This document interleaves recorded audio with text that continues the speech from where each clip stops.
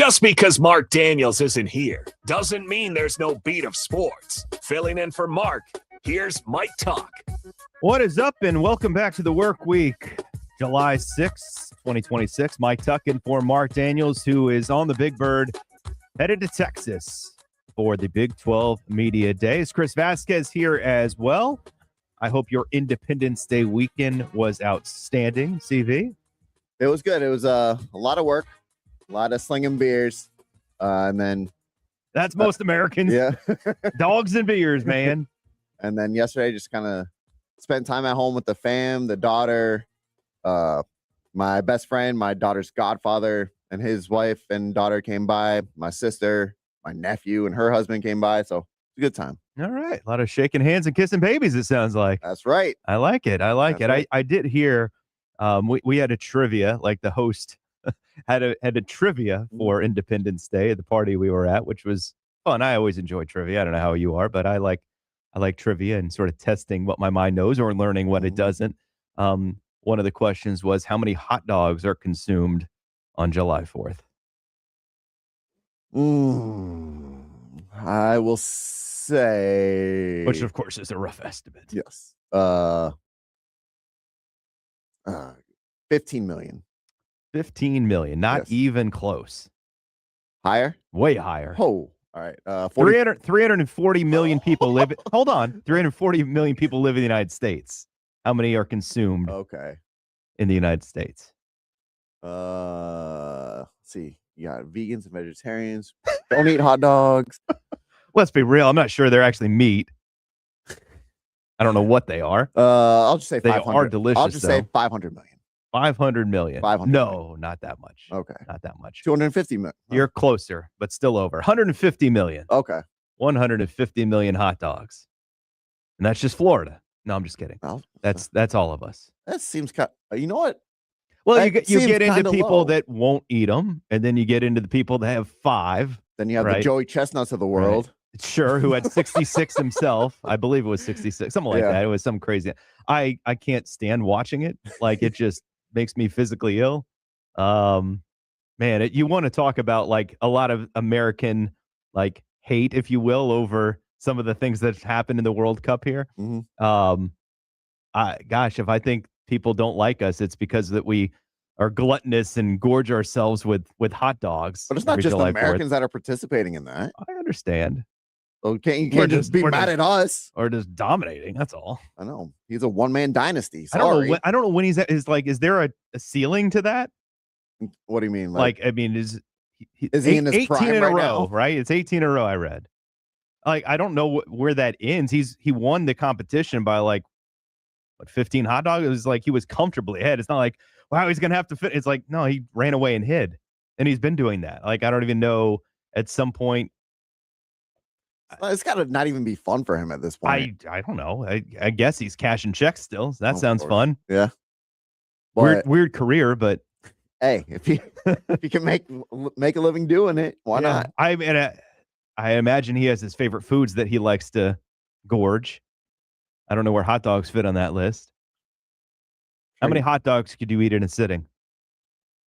Do about 3 or 4. 3 or 4. Mm-hmm. Is that typical, or that just if like I tested you on it? No, that's typical. Yeah. Wow. They're small. Well, not necessarily. The dogs at the party I was at were barely fit on the bun, man. If it's a big one, maybe like 2. Okay. But for the most part, yeah, about 3 or 4. You would not do a contest, though. No. Yeah, me neither. No, I also don't feel like dipping the buns inside water. Yeah, it feels like we're not enjoying it at that point. No. That's kind of defeating the purpose of it. Disgusting. Yeah, not so much. And you know what? Earlier, I mean, KV hit the nail on the head. It's been the last time the Americans were about to play in soccer. We were on the air on Wednesday, and here we are now when they're about to play again tonight. A lot has happened since then. Yeah. And it's like, holy cow, you almost have to go back and think through the days of all the things that's transpired. LeBron has a whiteboard now that has 10 teams on it, which is going to be a fascinating decision.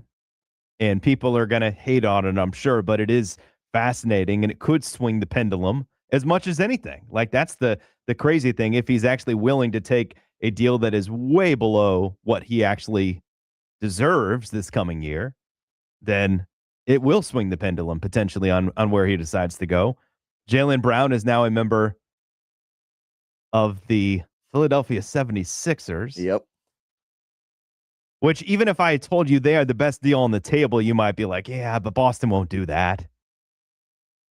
Nah, they won't do that. Not with a team in their own division, not with one of their biggest rivals. It is surprising. And to take on Paul George. Yeah. That to me, that was the most surprising part is correct. Paul George going back. Right. If you had told me that they had struck a deal and they had gotten like a VJ Edgecombe. Well, yeah, even that would be extreme, but I hear you. I know what you're saying. Like, and some first round picks and I know.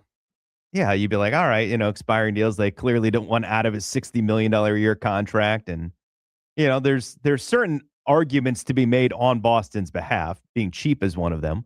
But like the fact that it was taking on a bad contract of an aging player who can't stay healthy just to get a couple of first round picks strikes as incredibly odd. Doesn't seem worth it. Incredibly odd. Doesn't seem worth it. No, it does not. It does not. But for Philadelphia, suddenly you feel like you're cooking with grease. You definitely got to feel a lot better about the team. I mean, there's only one ball, but man.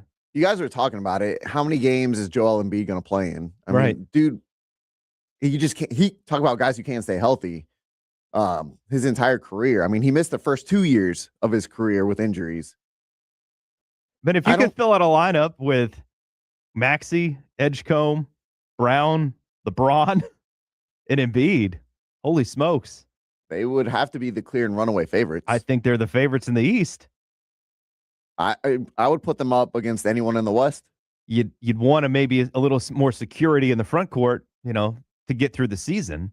But that's defensively is what they'd have to figure out. Offensively, they'd have no problem. I mean, that almost is, I guess, the fascinating challenge now is how do you make sure everyone's happy? How do you get shots for everybody? Well, we're going to talk now as if LeBron James is not on the roster. Right. But even still, Maxey's going to get his. Maxey's a 25 a game guy. You got Brown's a 25 a game guy. Joel still thinks he is, but he's still a 20 a game guy. Edgecombe wants to be a 20 a game guy. If they're winning, then it's not going to be an issue. Right. Maybe they take turns on a nightly basis. Like, all right, you're going to get yours tonight. I'll get mine the next night. I don't know. It's a good problem to have, though. You don't say no to it. It's like, some of the other trades that have had, like Miami and Giannis. I said it's the same thing. Like, did Miami deplete their entire roster to get? Yes, but you can't say no to it. It's still a good deal for Miami. Is it though? Yes, it is a good deal for Miami. It is. Why? You deplete your whole roster. What seed was Miami last year? They were in the play-in, but I mean, is Giannis gonna make them that much better? They were 10. To answer your question, 10. Is Giannis making them that much better? They're better than 10 now. They're better than 10 now. With Kawhi coming to town and Jaylen switching sides, and we don't know what LeBron's going to do. Yeah, there's been some other changes in the East that might affect their ceiling. I would agree with you. But, I mean, some deals are still worth doing. Like Toronto. Toronto had to take a chunk of their roster away to get Kawhi, but I'm not going to sit here and tell you they're not better today. Are they going to win a title? I don't think so. But, some moves you make because they're there. You're not expecting to move it. Like, you've probably had that before, like, in fantasy. I always try to relate to those in the audience that play fantasy sports. Sometimes it's like, God, I wasn't going to move that guy, but I can't say no to this deal. Like, I'm getting so much. I'm getting the best player back. So you say yes and you try to figure it out. Well, it's hard to make a fantasy comparison. I just think for the Jaylen Brown thing, it's like analytically, you might have your evaluation of your own guy and or others, but you have to acknowledge that others may not align with that. And you're going to work along the terms of what everyone else has. And if it works to your advantage, great. I just don't know how Boston justifiably can look at everyone else and go, yeah, we think he's the 87th best player. The number that stands out, he's got 523 wins. Now, again, wins, you can do whatever you want with that as a stat, but he's got 523 wins as a player, regular and postseason, over the last decade. No player has more. No player has won more games in the last decade in the NBA than Jaylen Brown. He's available. That's something, right? I mean, we're talking about the NBA. That's got to be something, right? So you can pick nits with like how much he gets in the passing lanes, or if he's truly a good defender and like shooting percentage and like dribbling. Like, again, we can pick holes in his game. No one's arguing he's the best player in the league, but to try to argue as though he's not an all-star caliber player, a top 25 player, even if you're on the low end, you have him at that point. The biggest thing I think with Philly now is Jaylen Brown came out and said this past year was the favorite of his career. Being the lead dog in Boston, the team that was expected to be, fighting in the lottery. Right. He had them top 2, top 3 seed all season long. Right. Is he now going to go to Philly? Jason Tatum was the lead dog in Boston. Right. He's coming to Philly. That's Tyrese Maxey's team. It looks like Is he still going to take on that number 2 role and be happy with it? I don't know. Good question. It's a good question.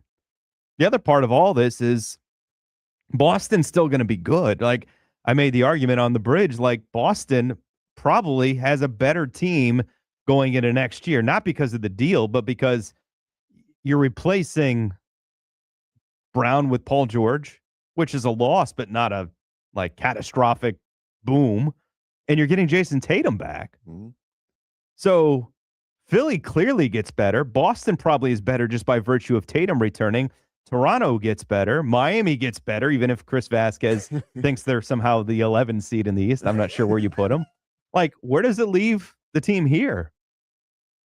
I said last week on Wednesday, I said the Magic betting odds they were 10th in the East, which is ludicrous to me. But you do look around and you go, all right, if you're the Magic, the way you're getting better, we all know it, right, is everyone plays. Mm-hmm. If everyone plays, but we don't know what that looks like exactly. If everyone plays, how did they stack up in the Eastern Conference? I still think if the odds were that they were the 10th, if they had the 10th best odds, yes, before all these moves were made, all the teams that made the moves were already in front of them anyways. So it's not like they're going down. No, but it's harder to catch them. It is. But this team is clearly telling you that they're banking on health. Yes. I don't know why. That's a hard thing to bank on when you really haven't shown it. Over the last few years has given you the confidence that this team can be healthy for even a majority of the season. Mm-hmm. And then, again, shooting. It's been an issue for how long now? Right. Yes, Desmond Bane has come in. He was great last year. All 82 games. I believe their best three-point shooter. Other than that, where's the shooting coming from? Yeah. No, I know. Same problem. Same problems. But Vooch is back. Yes. Fan favorite Vooch. Yeah. No, I mean, and honestly, that's an upgrade on Mo Wagner at this, or not Mo Wagner. Oh, yeah, Mo Wagner. Mm-hmm. Yeah. Not Franz. Yeah. Bye-bye, Mo. Hey, Mo got paid. Good for Mo. That's what free agency does.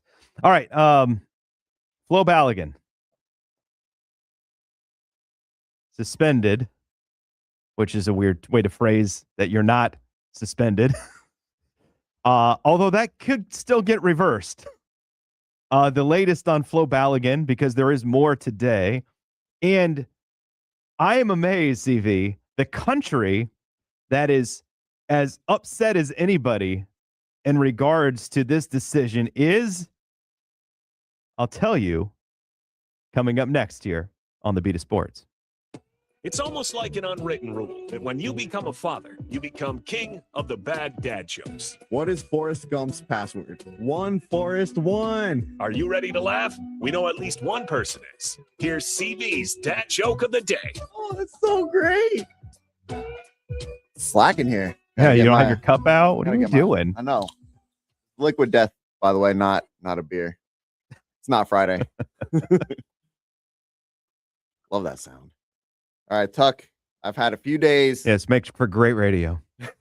I've had a few days without a joke, I gotta come out strong here. Hmm. Why did the teddy bear skip dessert? Why did the teddy bear skip dessert? Why, CV? He was stuffed. It's not bad. I'll think about that. It's not bad. Not bad. It's not bad. I'll give you that one.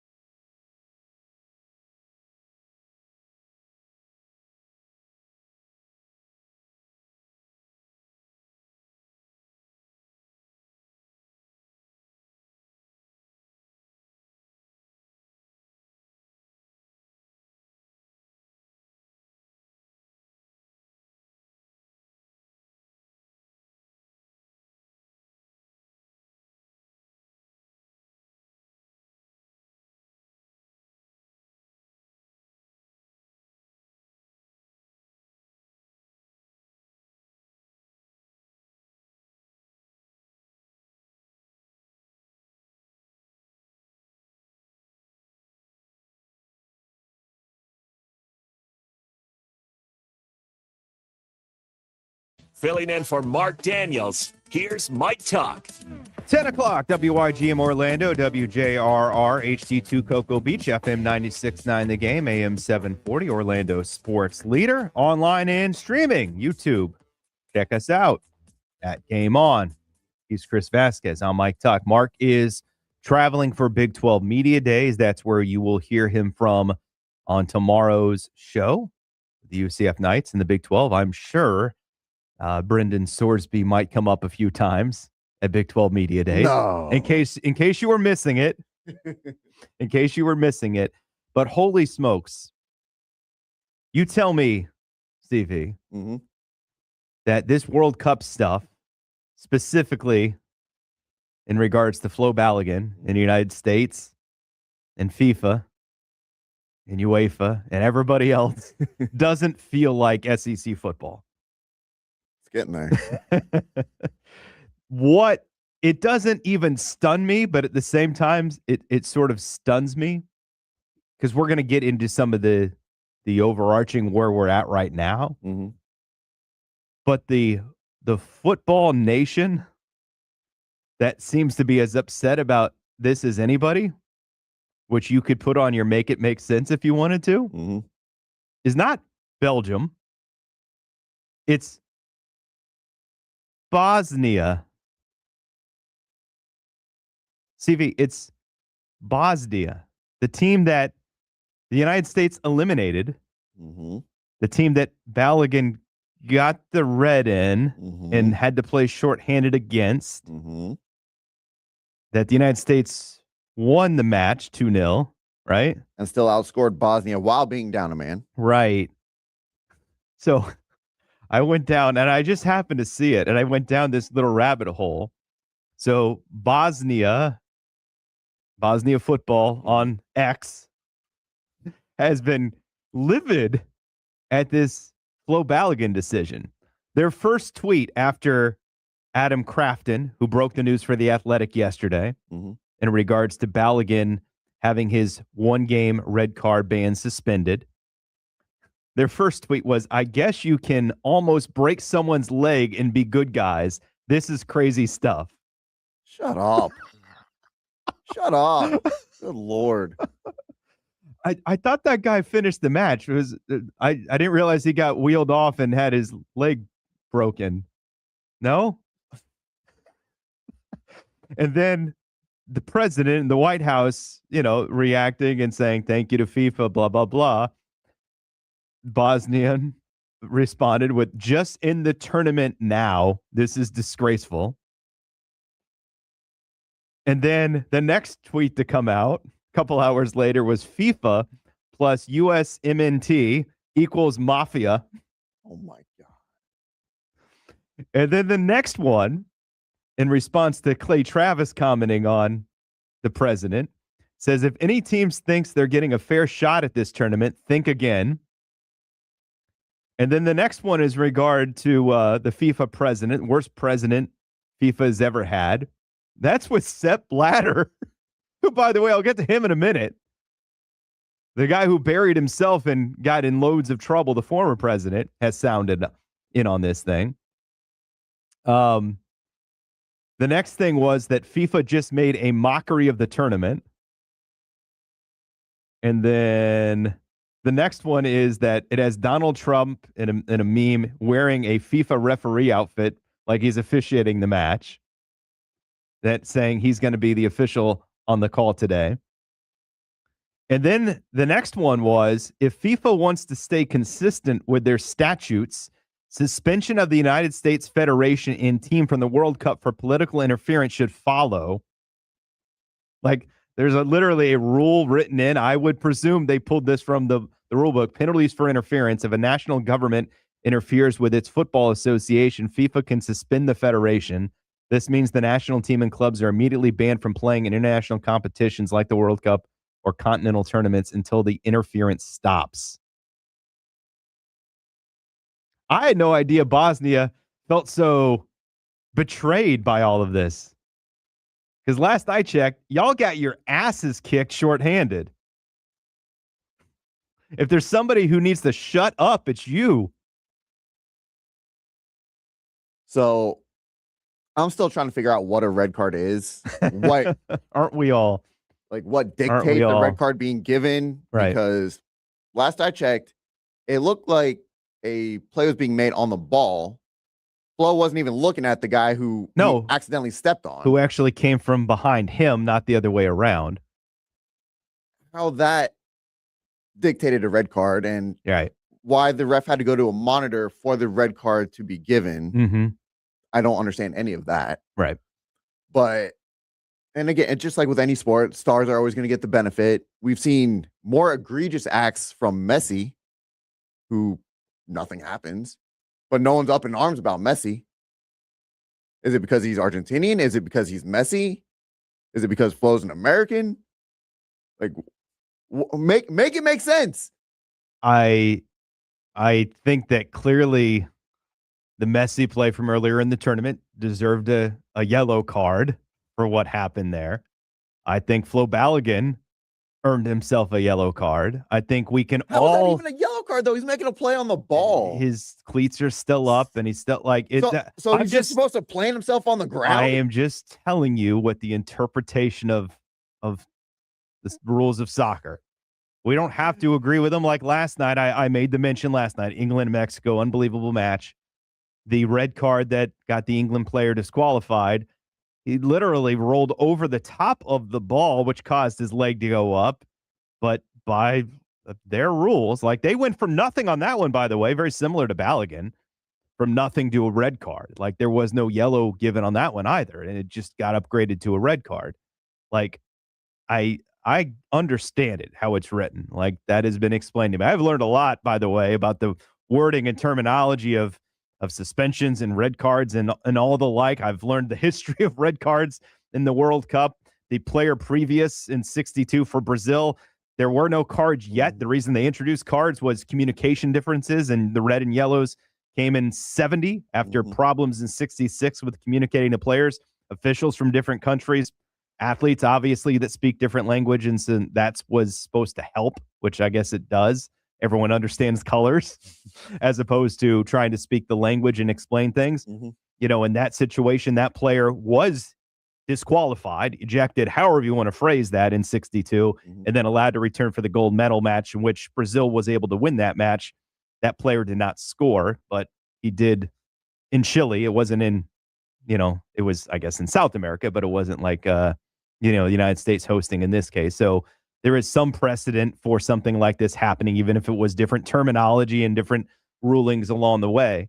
I just made the point earlier, like, and this is just the way I feel about it, feel entitled to feel however you want to feel about it. Getting the right conclusion, even with the wrong process, to me is still the right conclusion. It is not ideal, but it is the best case scenario. I don't feel in any way this could be fill in the blank country we're talking about in this situation, that it is cheating the field or that somehow the United States is, you know, getting over on this, right? I don't think Flo Balogun, I think he was overpunished. And I think the United States were forced to play a man down where they should not have been. And obviously the suspension still holds. So if he were to get a yellow, presumably, you know, that would result in his disqualification. I'm not even sure that's been explained clearly enough through this suspension that will last the calendar year, which is, again, a little bit odd because I think we only care about it for a few more weeks here. Yeah. A couple more weeks. No, it is like everything was wrong about it. The process, the decision, the process after, the political, if you will, interference, or however you want to phrase it, like none of it is ideal for the sport, but the result is the right result, in my opinion anyway, that this was not worthy of a disqualification. This allows the United States to play at full strength. We probably would not be making as big a deal about it if it wasn't Balogun or Pulisic. I think that's safe to say, right? If it was another player, like maybe there's still some, you know, animosity and some anger, but I'm not sure it would have built up the way it did because we know what he's meant to this team and how good he's been. for what it's worth, the United States is not out of the woods just yet. Belgium has been granted the right to appeal. They have appealed in advance of the United States and Belgium's match this evening. They are not guaranteed they're going to review the appeal, which would be just a mockery again of terms if somehow it's not at least heard. I'm not sure it should be granted, but it should at least be heard before the match tonight. Otherwise, why did this take so long to begin with? Which again goes back to the process. UEFA is not a fan of what FIFA's done here either. They said in a statement earlier this morning that FIFA has crossed a red line by suspending, again, the terms sound weird, but suspending the one-game ban of Flo Balogun. And it has put the integrity of the game at stake and set a precedent. To me, if it sets a precedent, it probably sets, frankly, a good precedent that we would be able to review, even if it is by means that should not be taking place. Because, in my opinion, there is no appeal process. Shouldn't there be? Should there not be an appeal process in this case? I feel like that's where there was an error, probably in the writing of the rules to begin with. It's funny that the U.S. had his one-game ban not been suspended, the U.S. could not appeal. Well, Belgium can appeal the lifted ban. Right. Make that make sense. Well, yeah, right. That's a good point, too. But they probably should be. As it is, Team USA will have Flo Balogun at this moment. And boy, it would be something else if they reverse course, because then not only have they, again, had the wrong process, it will continue to feel like the wrong process and then the wrong result, ultimately, if he can't play this evening. I mentioned earlier Sepp Blatter has jumped in on this, the former FIFA president who was forced out because of his misgivings and misdoings and everything that is bad and corrupt with FIFA associated with him. So as if we want to hear from him, but here's what he has to say. Red cards are not overturned by political phone calls. They are overturned by rules, evidence, and independent bodies. If a U.S. president intervenes with the FIFA president and a player is suddenly cleared before a World Cup knockout match, the question is unavoidable. And then it's something in different language, FIFA. Sorry, I can't read that. I think it's just mean if it's fair. Football must never become a playground for political power. He's not wrong about that. And I said earlier, like, if this tournament isn't taking place in North America, I don't think we have this result. I think if we're playing in Europe or South America or Africa, it doesn't matter what the president has to say. I don't think it happens, which probably isn't fair. But again, nothing about this has been fair or justified or transparent. This has been such a mess. It has been. And it's a shame because it's a talking point we should not be having right now when we're having what has been a wildly successful tournament here in North America. Is this going to, for lack of a better phrase, is this going to taint any deep run that the U.S. could potentially make? For some people, it will. I would make the argument, unless I guess if Flo Balogun, the only argument to me you could make, right, is if Flo Balogun is such a difference maker in the United States winning tonight in a match that otherwise it looks like they may have lost. We can't prove that. I mean, right. But like, let's just say that's the case. Well, then now every step after that, you would potentially question, right? If you're every other nation, I suppose. Right. And I'm not sure everyone in every other nation feels that way, for the record. Right. That's just again, maybe the perception right now is that somehow FIFA is helping in the United States. But if he doesn't make a world of a difference tonight, the United States wins the match comfortably, like, then onward, right, to Spain or Portugal. And no, there's always going to be even if he hardly touches the ball tonight, should he play and hardly touches the ball, correct, there's always going to be he shouldn't have been playing, right, because we don't know how his replacement would have been. Correct. There's always going to be a something. And it's, I mean, to me, I think all of us will move on very quickly. We will get ready for the quarterfinal match and be amped and ready to go. There will probably be some bitterness, whether it's in Belgium or other places, over this. My guess is we're probably still awaiting the next controversy in this tournament, because inevitably it feels like that'll be the case. because so many people are invested in this thing worldwide. Every decision, when you think about it in American sports, whether it's, targeting or some kind of a ruling in college football or something out of the NFL with the official, like we do this all the time in our sports. It just now has all eyes of the world looking in on it, and a ruling away from it to overturn it, albeit again, in my opinion, the right decision, the absolute wrong process and having to go about it, which is the fault of the organization itself for not having a more transparent process and a more righteous process. But here we are. The United States will play Belgium this evening. And as of this hour, at full strength. Giddy up. What else has transpired at the World Cup? We will discuss the craziness, the madness that took place last night in Mexico City next year on the Beat of Sports.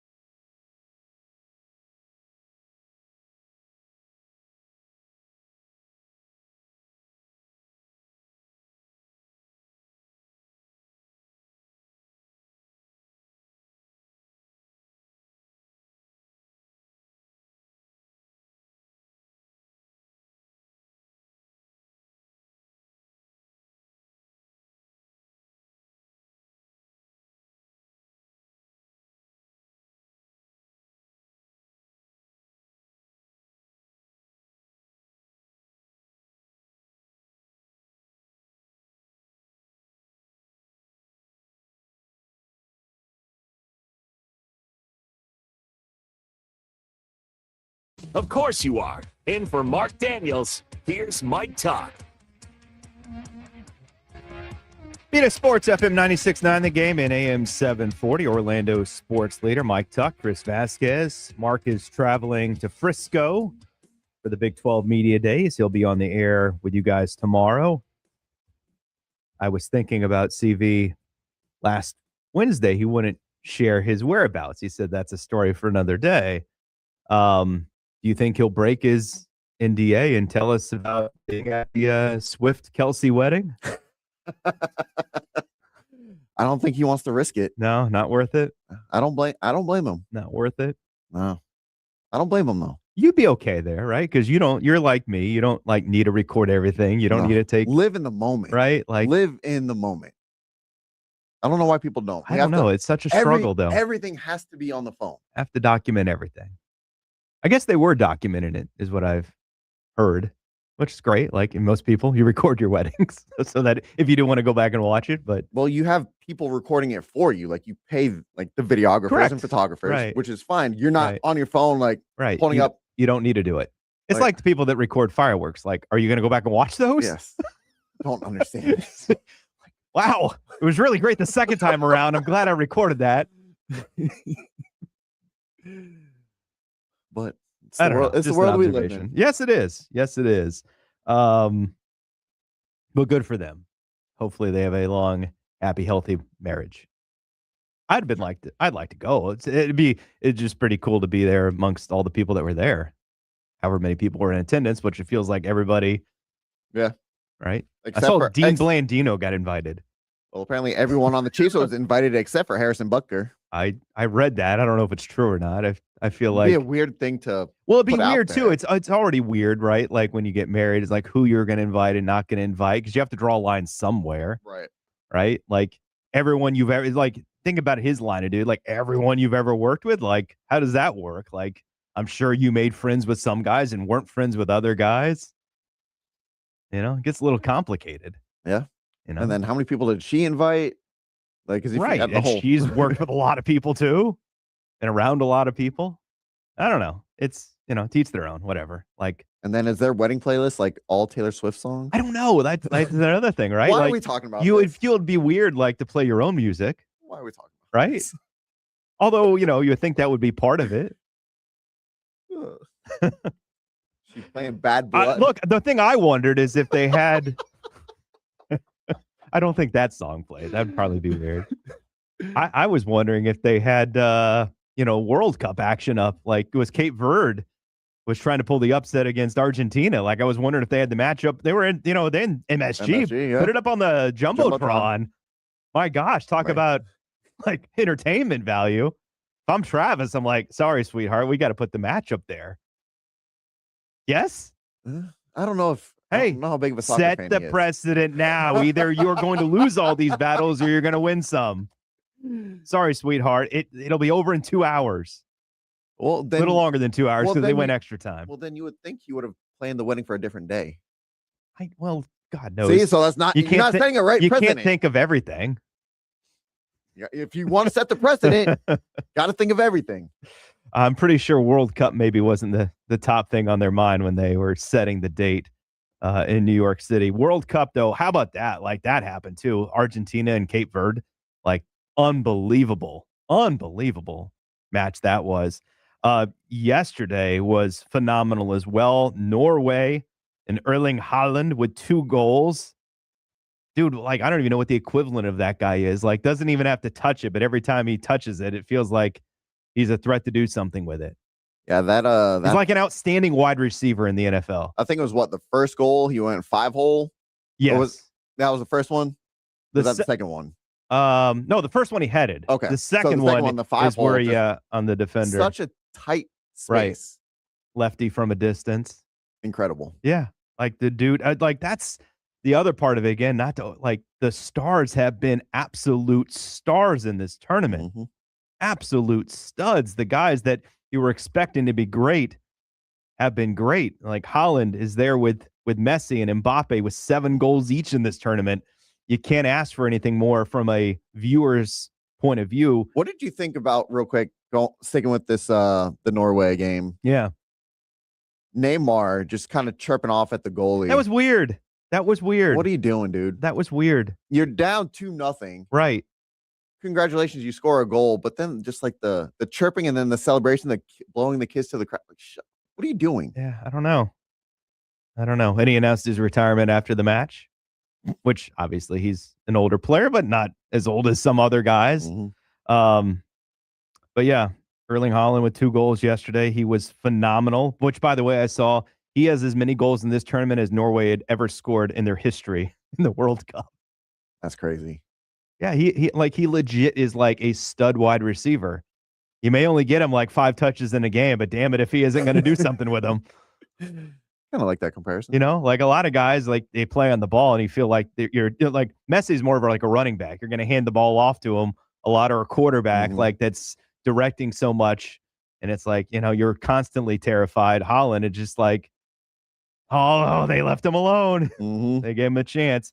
And then the game last night in Azteca, way above sea level. It was England 3, Mexico 2. England had just gotten themselves in a little bit of trouble, but then earned a penalty kick, and Harry Kane delivered.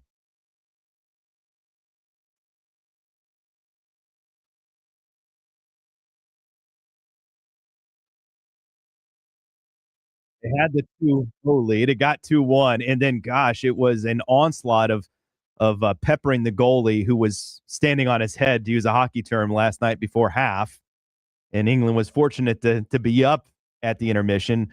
Then they go down a man, but then almost immediately, like Team USA, although we hit ours from distance, penalty in the box. Harry Kane delivers to give them that edge, which you felt like they might need against Mexico and everyone in Azteca.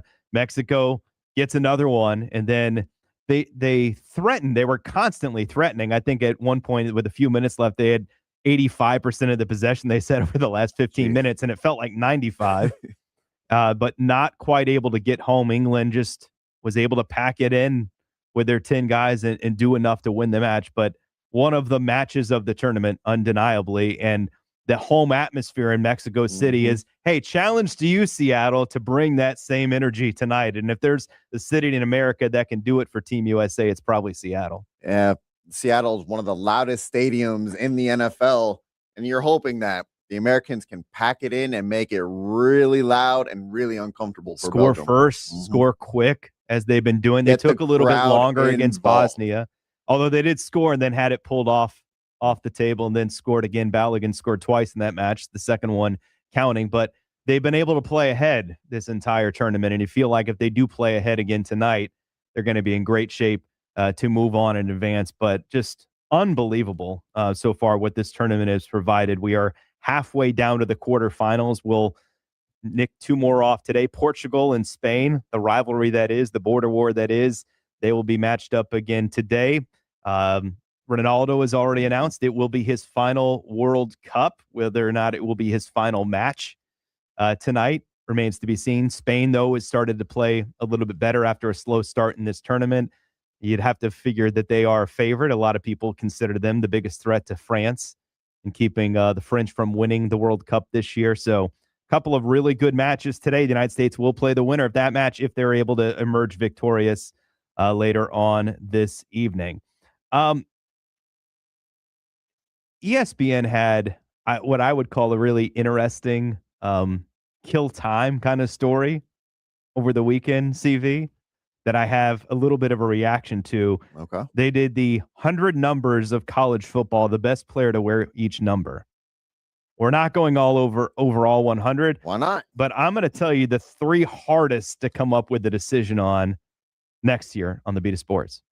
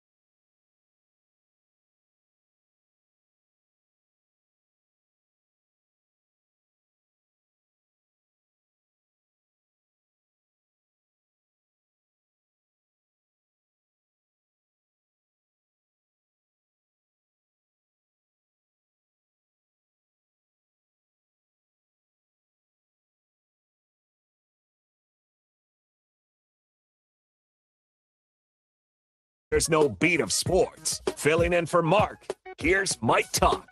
Mark traveling to be in Frisco, Texas. The UCF Knights and Big 12 Media Day will get underway tomorrow. 2-day event with UCF and their representatives being out there tomorrow. So you'll hear a lot from the world of college football, and Mark's on the road tomorrow. Chris Vasquez, Mike Tuck here today.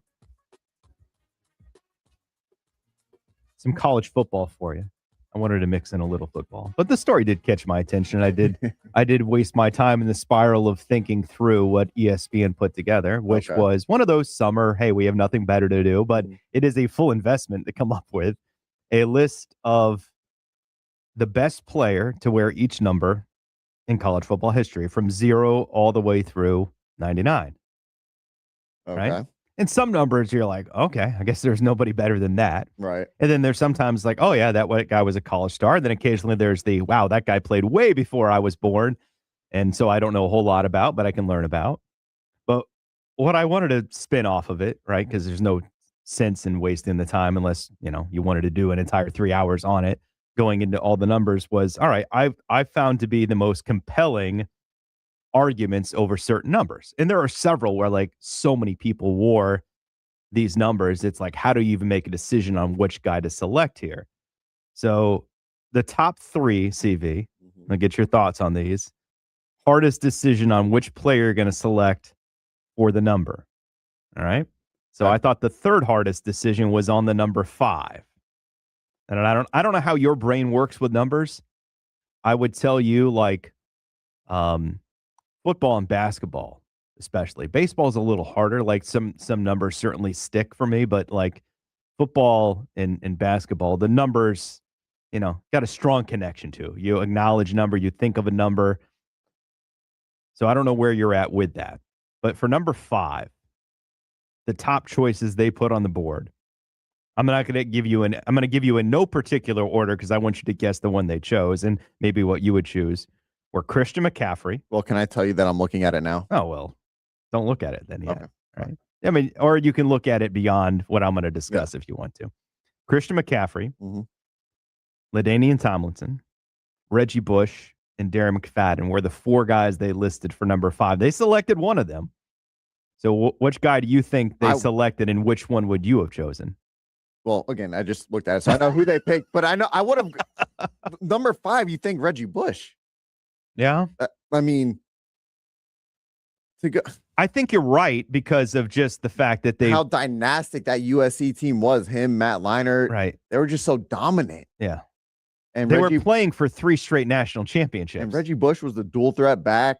I mean, is it because I don't know, maybe the Heisman Trophy scandal is why they didn't pick him? I don't know. They didn't really detail like why they didn't select the people that they listed. I mean, obviously there's more guys that have worn the number, but they kind of just the runners up, if you will, category. They went with Darren McFadden, who was part of that incredible backfield with Felix Jones, your Dallas Cowboys guy. Yeah. But yeah, they went, I'm with you. I would have probably, I don't know why, because you're not basing it on NFL, which would be Tomlinson and then McCaffrey, really. Could it be, and just me spitballing here, SEC, ESPN? No, I don't think so. I'd have to go through, but I never got the sense there was a leaning. I mean, it would make sense. Because again, you think one of the best running backs in college football of all time, Reggie Bush, is there. You don't necessarily really talk about Darren McFadden like that.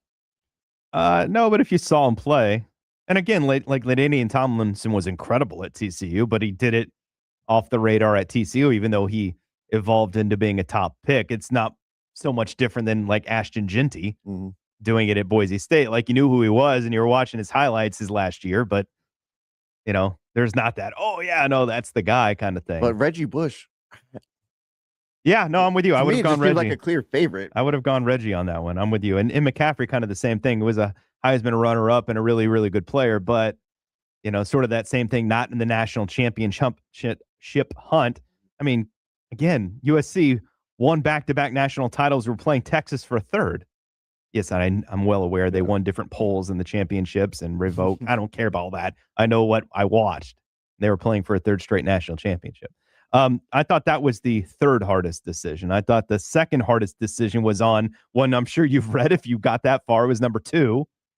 And that would be a decision between Derrick Henry, Charles Woodson, Cam Newton, and Deion Sanders.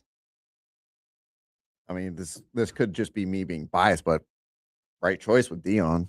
They went with Deion, not an SEC guy, by the way. So that's what I was going to say. It's right back in your face with that one. Fair enough. He's the only guy that didn't win the Heisman on that list. I'm not, again, there's no right or wrong answers here. So I was not alive to watch Deion Sanders play college. Yeah. And obviously I know him as the Dallas Cowboy, even more so than a Falcon or a Niner or any other team that he played for, or even an Atlanta Brave. From the highlights that I've seen, I mean, good Lord.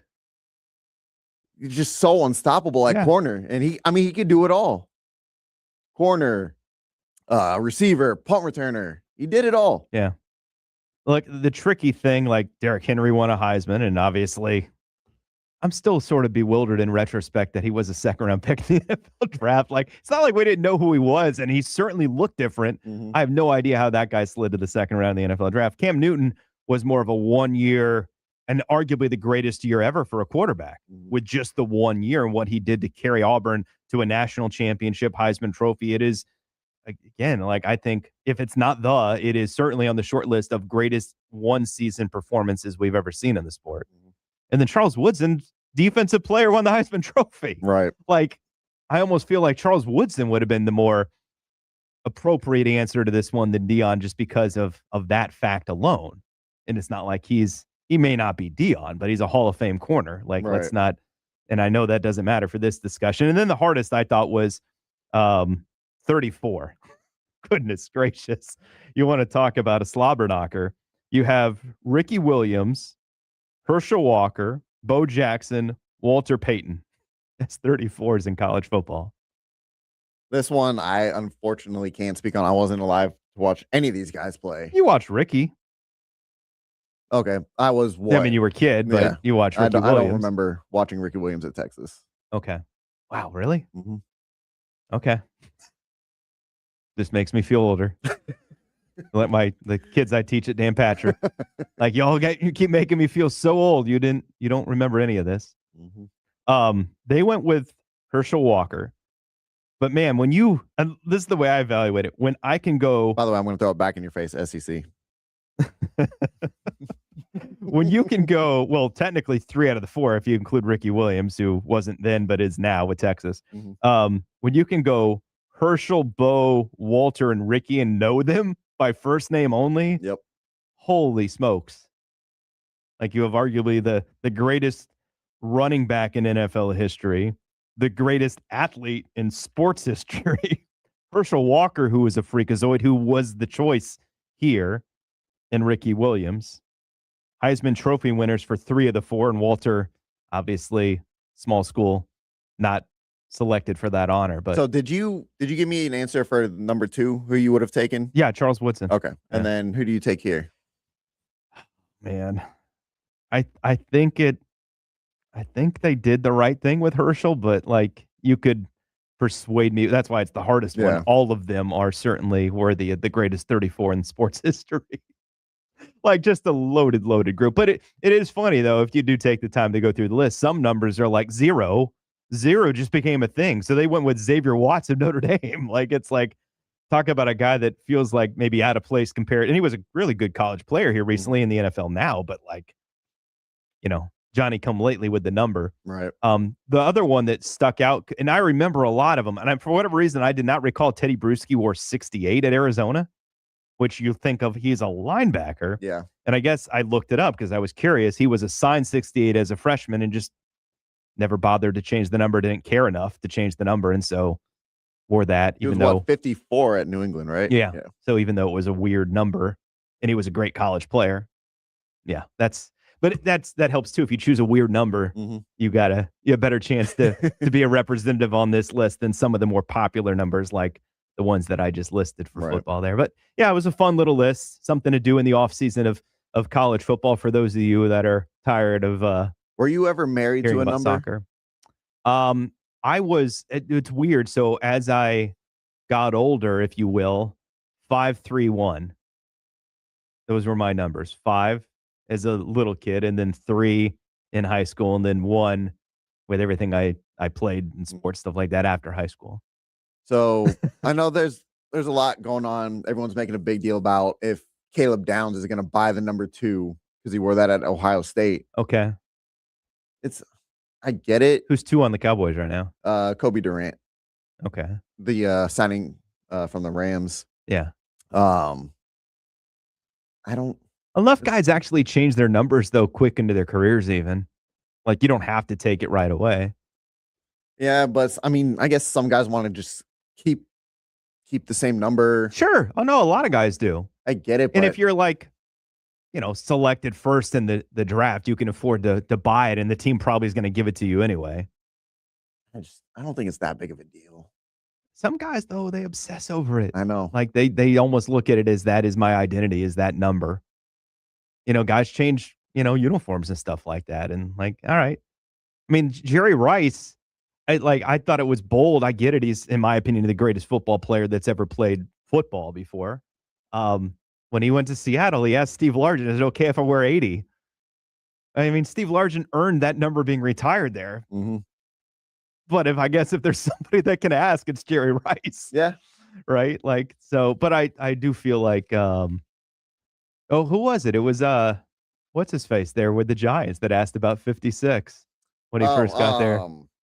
Their first round pick. Abdul Carter. Yeah. Abdul Carter. And it's like, whoa. Yeah. Whoa. No. Whoa. We're not taking 56. No. No. That's not a thing. So anyway, little fun with that. We have the news coming up, and one of those wow statements from a former NBA player about a current one saying this guy could have been the greatest player ever if.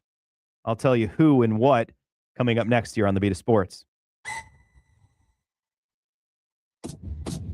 This World Cup update brought to you by Fiddler's Green Irish Pub. Over the weekend, we saw teams advance into the World Cup quarterfinals. It will be a Morocco and France in one quarterfinal matchup. Yesterday, England knocked off Mexico 3-2. They will take on Norway, who eliminated Brazil 2-1. They will play in a quarterfinal in Miami. The United States will be in action tonight as they take on Belgium. As of this hour, Flo Balogun is available to play, although Belgium has appealed that process. So we'll wait and see on that. Portugal will take on Spain in the other matchup today to advance to the quarterfinals. 2 more round of 16 games coming up tomorrow before we finally set the quarterfinals at the World Cup. This World Cup update was brought to you by Fiddler's Green Irish Pub.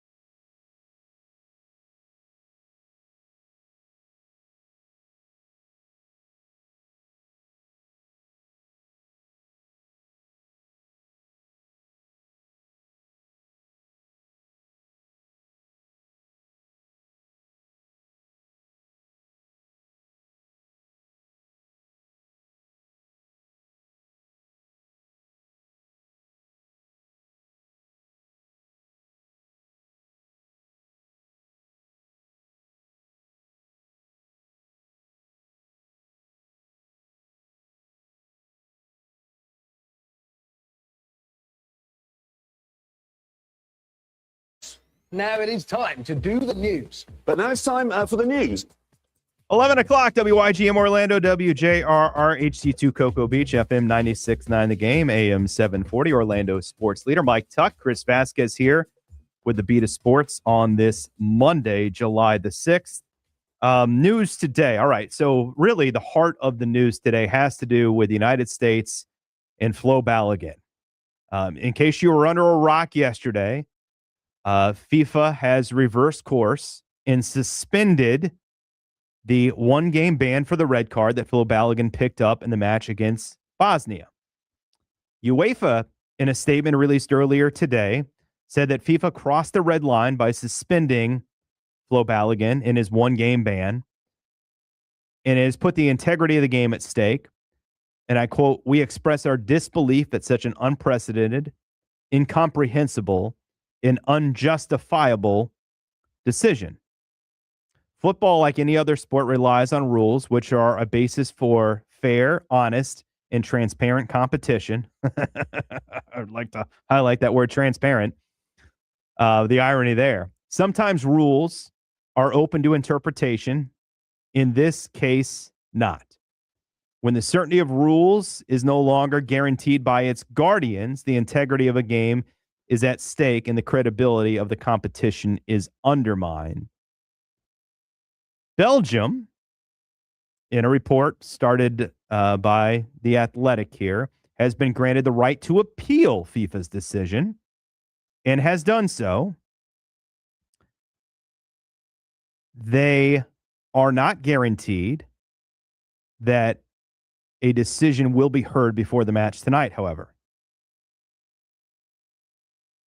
And again, like, if it feels odd, CV brought this up earlier, that a case where there cannot be an appeal heard has been overturned in part because of the president and our government appealing in a different way through a different rule. They will now allow an appeal of that decision, which was not allowed to be appealed, to be appealed. However, the appeal is not guaranteed to be heard, along the same lines of why it's taken until Sunday, yesterday, from the time Wednesday when the game was played last week for the overturn to take place. A what? Are you following that? Good Lord. If it feels like it lacks transparency, it lacks consistency, and it lacks in credibility, I believe you would be correct. To say the least. If you feel as though the decision is unjust, then you would cite the process in which it was completed. If you feel that, like me, that it was just, then you overlook the process because you feel the ruling is completely justified based on what actually happened. And that you are righting a wrong, even if you're going about the wrong manner to right that wrong. And there's a lot of metaphors we can draw, a lot of parallels we could draw, where getting the right decision on the end, even if it's the wrong process, you feel like it's the right thing. You almost think of like sometimes superheroes being vigilantes of sorts, right? Like, and you get the right result, you get justice, but the way in which it goes about, did you bend some rules, break some rules, do some things that maybe you shouldn't have done? Perhaps. But you get what is the right call in the end, which I think is the case here. There are many that don't believe that to be the case. And I look, I can understand it, CV. Like, because if you're the rest of the tournament now, and England's in this position as well, with a red card being handed out to them yesterday, what's to say they can't appeal without appealing in a similar way in which the United States did to try to get their red card overturned? Well, now I'm confused even more because you said that FIFA is not guaranteed to read the appeal. That's correct? What it says. So if they don't get to it before tonight's match, correct. Are they getting to it after the match? After the match, which could result in Flo Balogun missing if the United States advances a match against Spain. Yes, it seems like that would be insane. But yes, it does seem like that would be on the table here, is that the United States could play with him against Belgium. The appeal could be heard after, and then be without him in, I feel like the appeal, arguably a more difficult match. I feel like if he plays tonight, the appeal, regardless if they got to it or not, would have to be dropped. Right. Because Belgium's the one making the appeal. What good would that do for Belgium? Exactly. No, I'm with you. But that would be my interpretation as we sit here now. And it's like one of those things, again, like we all know it, like whoever needs to hear it. Like it should be priority number one. What else are you doing? Mm-hmm.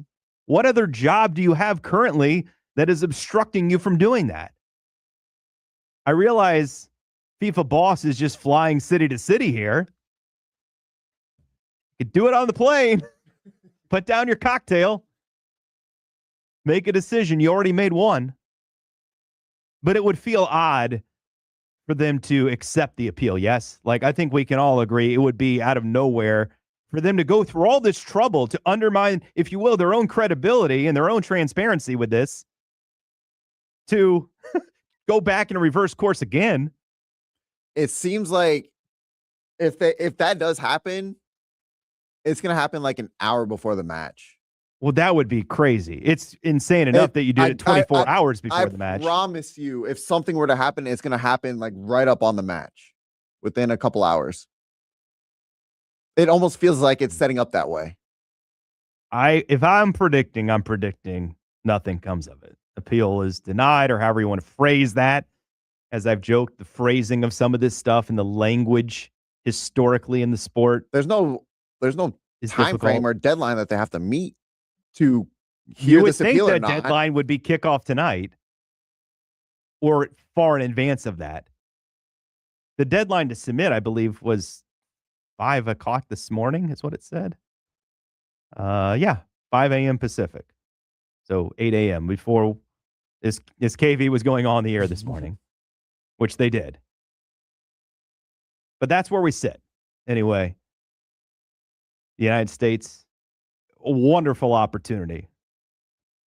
Obviously now at full strength. Mm-hmm. Even not at full strength, we were considered to be favorites in the match against Belgium. They've been able to score goals. They've done a wonderful job preventing goals, which has been considered a weakness, which was only exposed with backups in the game against Turkey. Mm-hmm. Got to say Turkey one more time. Look, it's an unbelievable opportunity on your home turf to build momentum for the sport, where it appears that we have our best club we have ever put together to win a match and set yourself up against either Ronaldo in Portugal, which is its own story, or Spain, which entering the tournament were co-favorites with France to win this thing. It's all right there. Setting up for it. It's all right there. And you brought it up. It wasn't last week. It was before that, wasn't it? We brought up. Tuck it or untuck it. Yeah. Would this be the greatest moment in American sports? I mean, it's crazy, but like, and I laugh. The national guys on Fox, I was listening on the way in, and it wasn't the regular guys with the two pros. It was other guys that I've heard on the air before. And like the mocking of the idea of the dream, I don't quite understand. Like, no one's suggesting the United States has become a favorite here. But to suggest that, like, it's impossible. Why?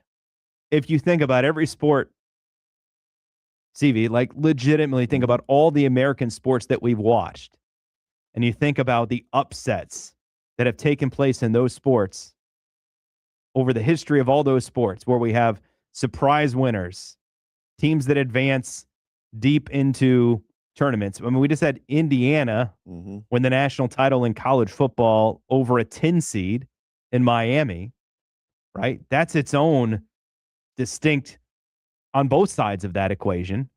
The NCAA basketball tournament constantly presents us with, I can't believe FAU is in a Final Four kind of things, right? Do favorites win most of the time? Yes.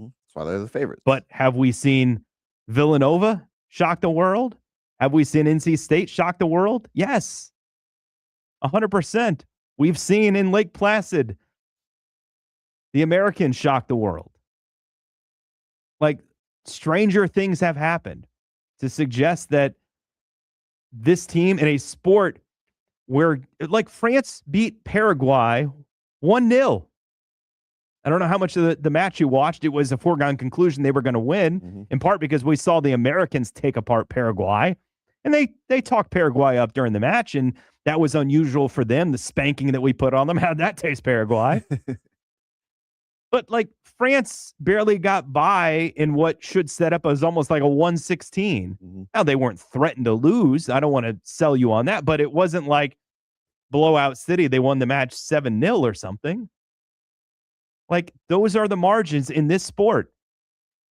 Like hockey, baseball, soccer, all kind of play close to the vest. Even football, like, can play close to the vest. We see upsets all the time. Like, it lacks fundamental appreciation of how difficult sports can be and how moments can happen just like that. Like, Cape Verde was that close, and you would have expected them to fold when they fell behind. They tied it up, and then they fell behind again, and they tied it up again. Like, you are anticipating the underdog tapping out, and they didn't tap out. And that's little old Cape Verde. Would we consider Norway to be underdogs? I mean, Norway, they're not. They have a phenomenal, I mean, I would say a top 5 goal scorer in the world. I don't think I can be wrong on that statement. And yet, yes. But their history, they're not World Cup dominant. They weren't expected to be playing now. Now, someone, this guy, did pick them in his brackets to win that match. I do have them losing to England in the next match. But, yeah, I mean, in every World Cup, it feels like there's a squad that goes a little bit further than what's to be expected. Why? Because even the brackets don't get set up evenly. Like, it's not like, you look across the board. Like, you have some matchups where it's just like, Morocco got to, play Canada in this last match, which, no offense, but, like, in comparison to some of the round of 32 matches, I mean, their round of 16 match was easier. And sometimes that happens with teams get to the Final Four and things like that, is the matchups kind of fall your way on your way through the tournament. So anyway, as it sits today, Team USA will have Flo Balogun tonight. So that's phenomenal news for the Americans. I caught this statement actually just this morning, but it did catch my attention. All right. A former NBA player says of a former teammate, a current NBA player, if this guy was a little bigger, he would be the greatest player ever. Whoa. Who are we talking about? We'll discuss it next here on the Beat of Sports.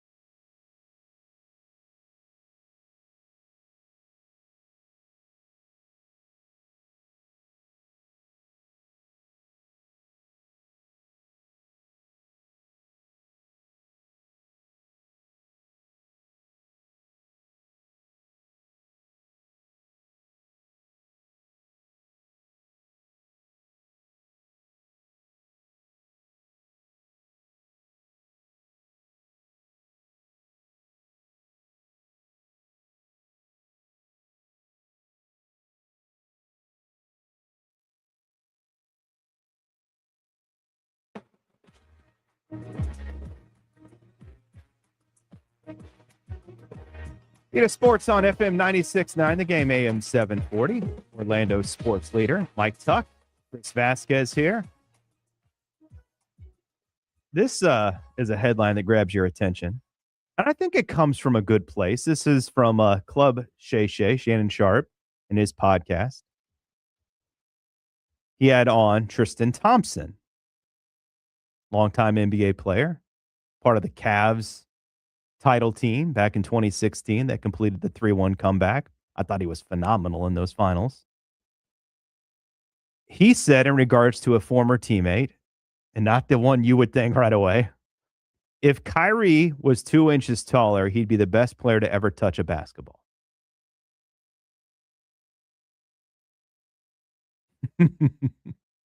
Chris is like leaning back in his chair if you're not watching the YouTube. By the way, YouTube, 96.9 Game On. Also on Twitter at 96.9 Game On. There you go. And like your reaction was similar to mine. I don't want to be completely dismissive. I will tell you it's wrong.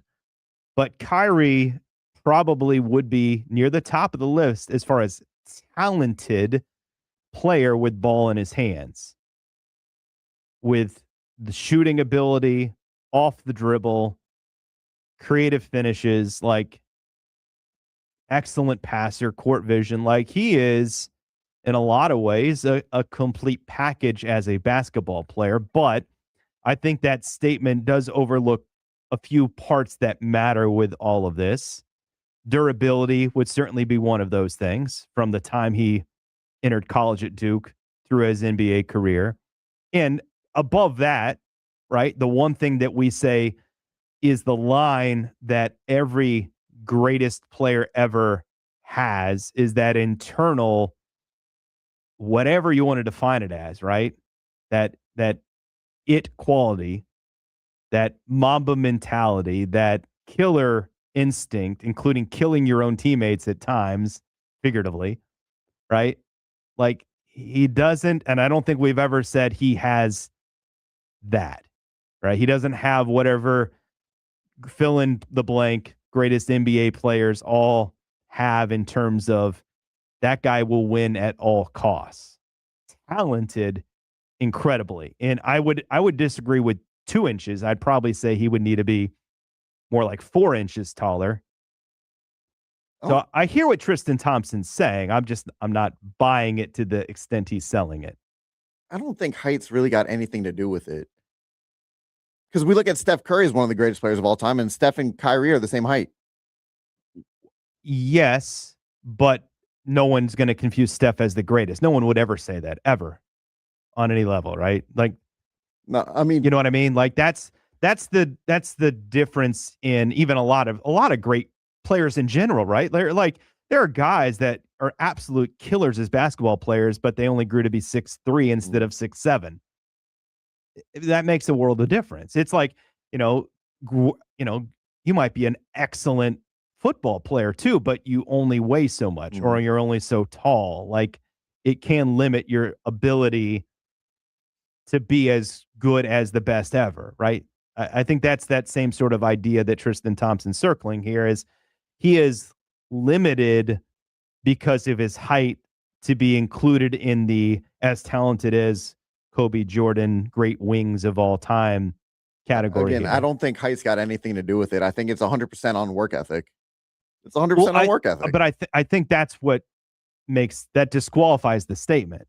But I do understand what he's saying, because just based on sheer skills alone, right? You could without that even make the argument he is as skilled a basketball player that's ever touched the ball. I'd agree with that. Yeah. I mean, like Steph certainly in that category as well, right? Like with everything he brings to the table with his dribbling and his passing and his shooting. That's Kyrie too. And in some ways, like, we kind of say this like in a different area. Like we'll say like, hey, Steph's the greatest shooter ever. And that's pretty much undisputed at this point, right? I don't know how many people are going to argue with that. But in saying that, it overshadows a guy in his own era, like in Damian Lillard, who is also an unbelievable shooter. Klay Thompson, right? Like you can make an argument those guys are the second and third greatest shooters ever. but don't even get discussed historically that way because they played in the same era as the guy they're across from. I feel like Kyrie gets a little bit of that too because he's played across from Steph, who's winning all these championships and is as popular as any player. And for a lot of reasons, Kyrie isn't those things. And that sort of takes away from that branding. Some of it was brought on by himself. Of course it was. Yeah, no question. But to me, I mean, if we're going to look at greatness, I do think being shorter has its advantages in terms of, oh, look at what he was able to do at his height compared to like MJ was what, 6'6"? Yeah. Kobe was around that. Yeah. So these guys that were, we'll say, average height in the NBA, where Kyrie was doing it shorter. I mean, there's always that asterisk, though. I mean, we just did it with Jalen Brunson. Like, Jalen Brunson's a phenomenal basketball player, but then we add in one of the great short players, Allen Iverson, Isaiah Thomas, etc. Right? Like, that's what basically Tristan Thompson's hinting at is and look, you might be able to make a similar argument for a Jalen Brunson or for a Steph Curry or for an Isaiah Thomas is if they were, and I would argue 2 inches isn't enough. I'd probably say 3, 4, 5 inches. Yeah, but again, now we're changing everything if we're doing that. But that's basically what he's saying. He's as skilled a basketball player that's ever played the sport before. But I think that's a difference than skill versus actual ability, which is all encompassing, where we agree it's your work ethic, it's your desire, it's your passion, it's your killer instinct. It's all of those things that make that up. He's got the God-given ability. Yes. But we saw how bad the Cavs were when he was the leader. When LeBron James wasn't there, I don't think they won 30 games in a season with Kyrie leading the way. Right. So, I mean, to call him, if he was 2 inches taller, potentially the greatest player ever. Yeah. Well, he says he'd be the best player to ever touch a basketball, which, again, you can leave that up to whatever interpretation you want, I suppose. But it did catch my attention that he made that statement. But Kyrie, he would be a guy, again, 20 years from now, I'm talking to the people that are much younger. Yeah, you could say, he was one of those dudes that probably will be overlooked historically, but you'd be like, no, I'm telling you, that guy, he was really good, right? And we do that now with players from a past generation that probably aren't brought up as often as they should be. Yeah, he was really good, though. Really good. Probably needs to be more than 2 inches and probably needs to have be wired differently, perhaps. And look, injuries can be fortunate or unfortunate as well. I have made the argument before, and I don't think I'm alone saying Bo Jackson's the greatest athlete I've ever seen. But he never really got to fulfill the promise of, if you will, selling over the course of a career because of a catastrophic hip injury.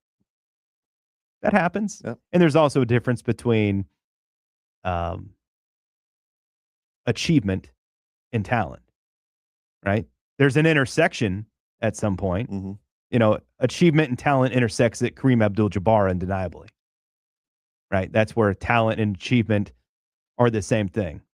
But we overdo it probably on underselling Bill Russell, but he clearly has achievement on a scale that is as big as anyone that's ever played the sport versus others that maybe are more talented but don't win as often.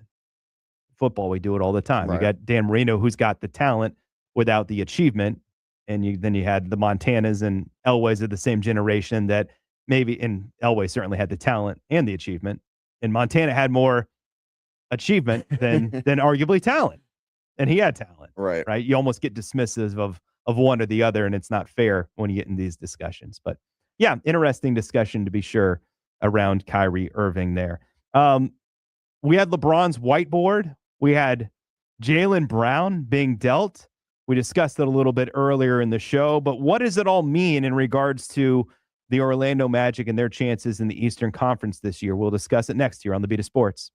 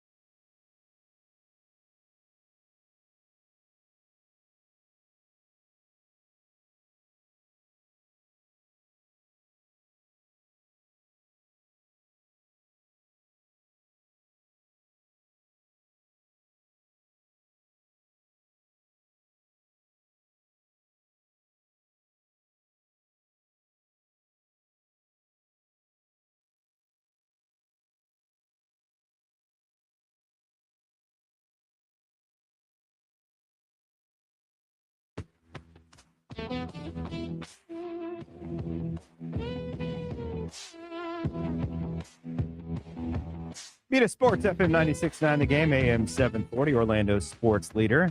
Mike Tuck, Chris Vasquez, Marc Daniels on his way to Frisco, Texas for Big 12 Media Days. You will hear from him tomorrow live at the event. Chris Vasquez just texted me Terry and Arnold text messages, which I'm reading through, which is awful for radio, but like, what do I need to see something here? No, it's just incriminating for him. I just don't understand it. I mean, it is what we thought it was, probably. Text. Yeah, just basically laying out the plan is what it looks like, a roadmap of what they were trying to do that night. Mm-hmm. It's a shame. I mean, that's what it is. It's a shame. So a lot has happened. In fact, just happening like literally as we were going to break. We don't have much as far as free agency left and big names left, but there was a full mid-level to be handed out, and it was today. Rui Hachimura does not have to find a new house. He's going to just move up the road and play for the Clippers in Los Angeles. A 2-year, $29 million deal for Rui Hachimura. There was a lot of scuttlebutt on where he could end up, and if there was a way the Lakers could bring him back. And so it looks like he will play for the Clippers this upcoming season. That leaves Jalen Duren as probably the biggest name out there, the Pistons center. I don't know if the Sacramento thing is dead, but as much as the Lakers were discussed with that meeting with Sacramento as well with Duren, the Lakers went and got Walker Kessler as we left the air last Wednesday.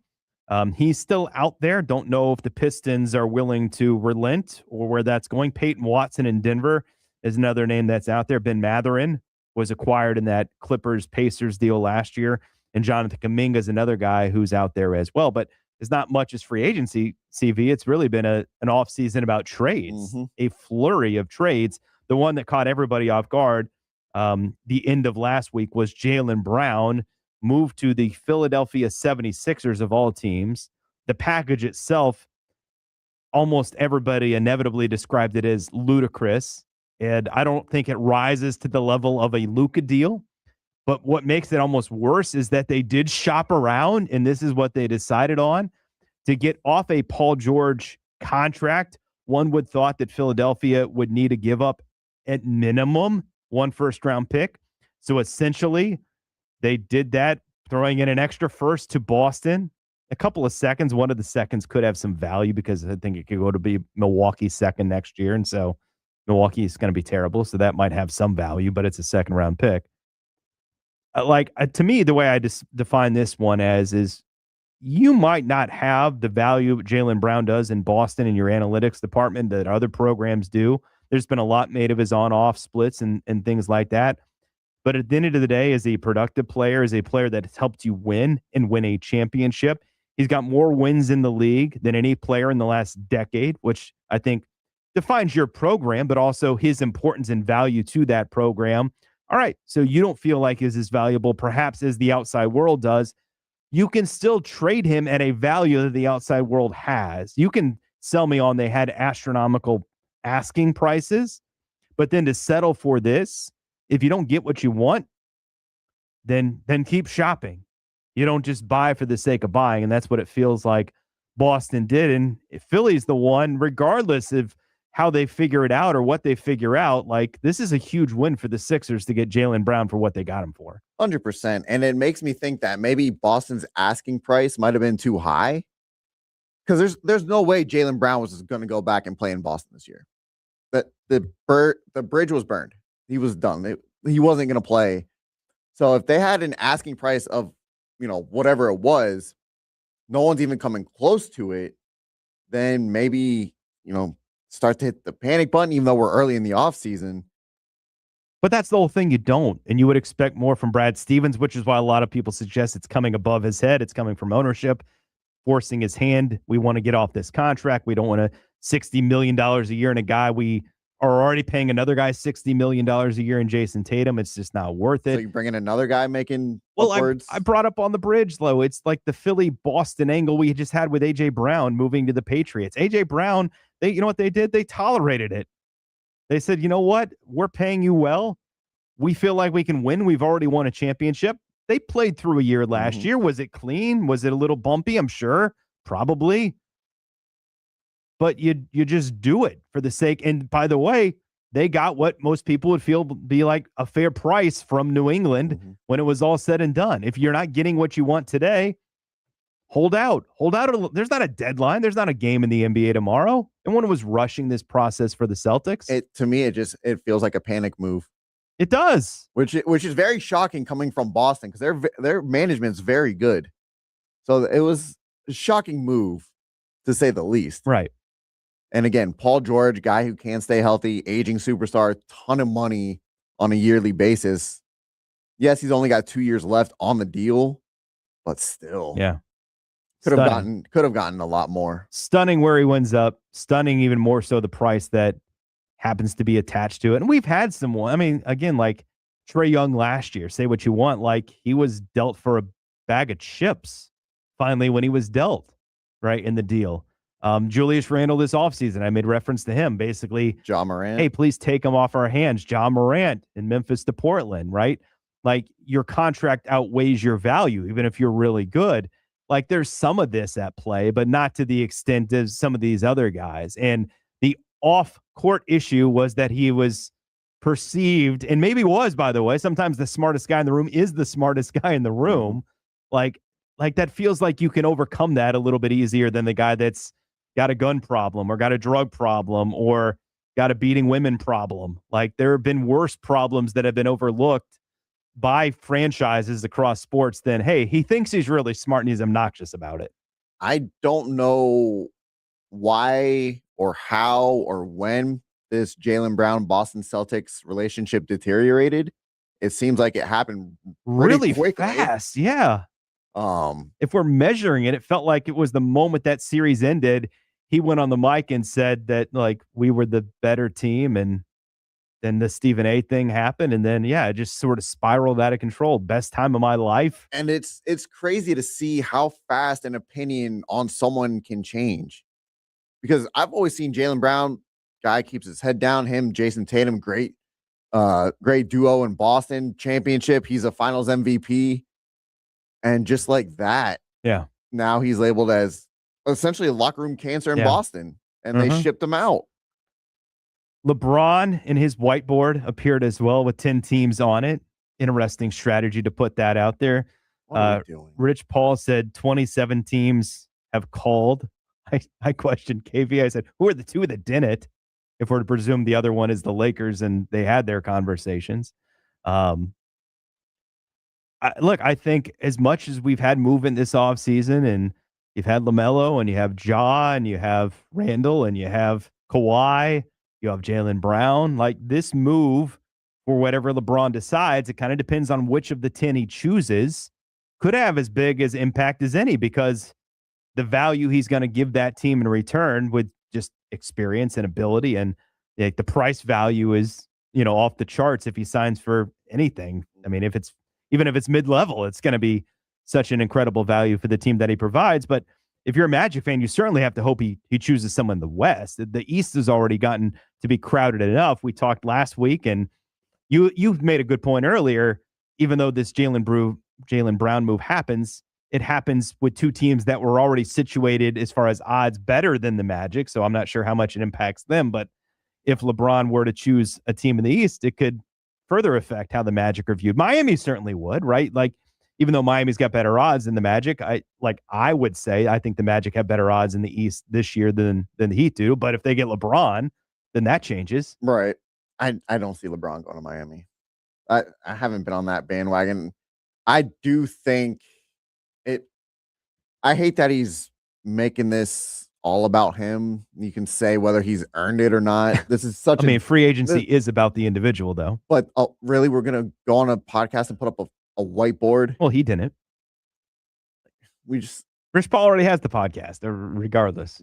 We need to stop doing this, but It's content, brother. They give people something to talk about. Sure. I thought he'd end his career where it all started, at home in Cleveland. And he might. As cliche as it is, they are the betting favorite right now.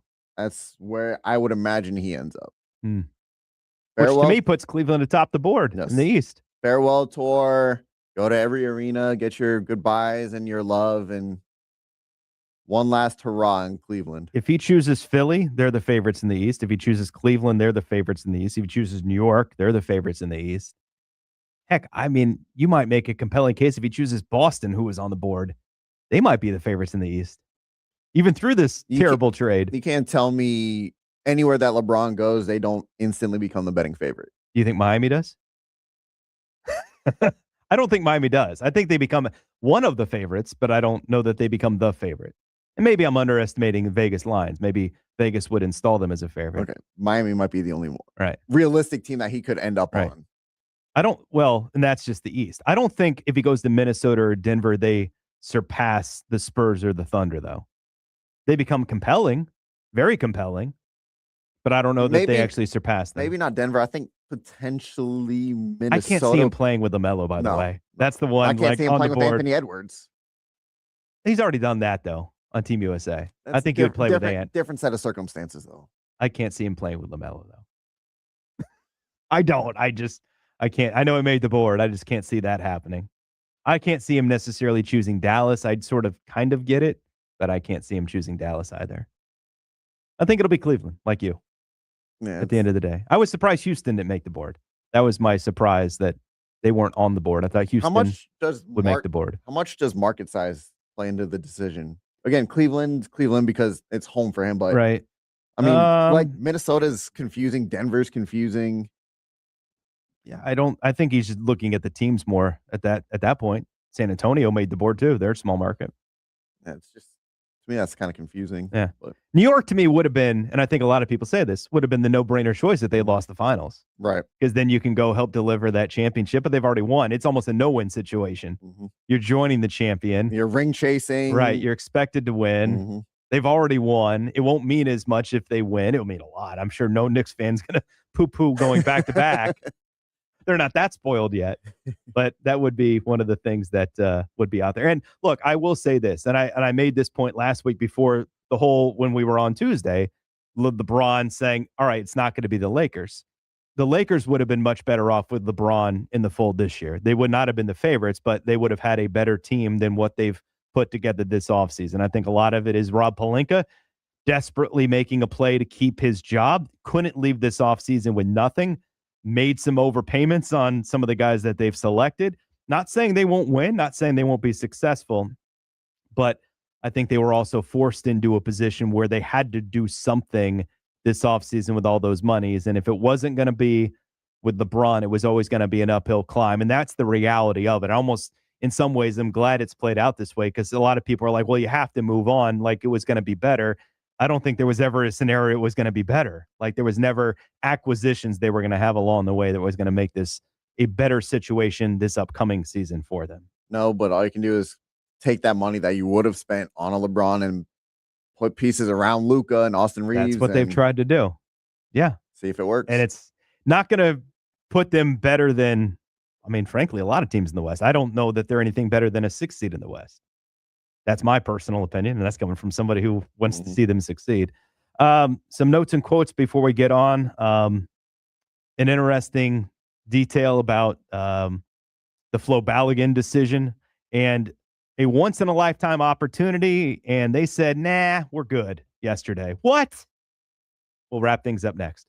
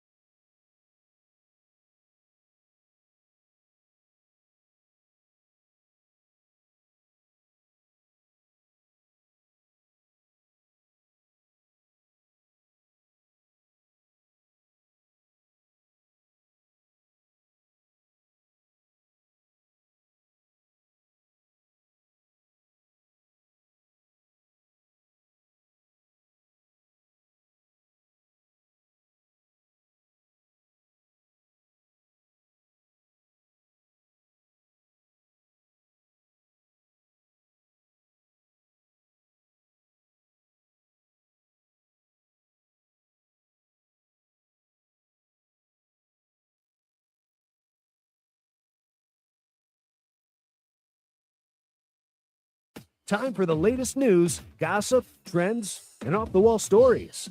Trends. Ooh. That's the craziest thing I ever heard. I don't know if you were watching it all yesterday, but the Marlins and A's were playing a baseball game, and Yuri Perez had pitched 7 straight perfect innings for the Fish. They led 9-0, 92 pitches, and Clayton McCullough decided, hit the shower, son. I got a fresh bar of dial soap for you. The Marlins proceeded to give up 8 runs afterward. They still held on to win the game, but there have only been 24 perfect games in the history of Major League Baseball, CV. And the Marlins decided that Yuri Perez was not going to get a chance to get 6 more outs at 92 pitches. Allow me to throw open my mouth for a moment. Some things are worth the once-in-a-lifetime opportunity. That was one of them. Completely dominant. 6 more outs to go. Your health is not at risk. You are a professional baseball player. Let him see this thing through. If he gives up a hit, fine. Take him out of the game. I'm trying to see. I thought the Athletics fans were actually chanting for him to stay in the game. Yeah, of course. We all recognize the opportunity for history. It's one of those cool things, even in baseball. Like, even if you're the home team and the road team's throwing a no-hitter against you, you kind of want to see history. That's why you go out to all these games, is for that opportunity in that moment.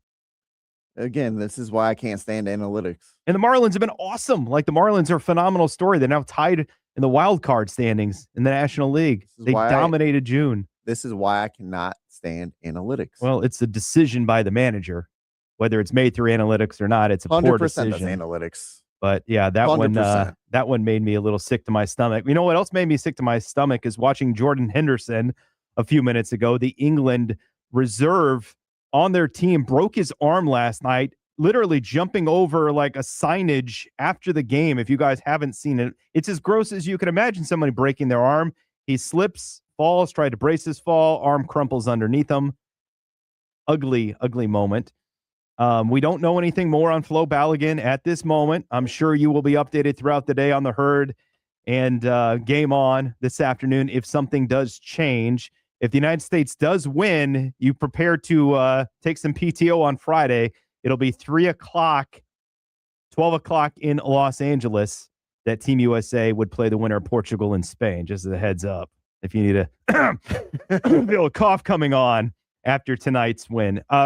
Real quick shout out to my boss, Gus Ramsey, who retired the end of last week. We love you, Gus. Thank you so much for all you've done for the Dan Patrick School of Sportscasting.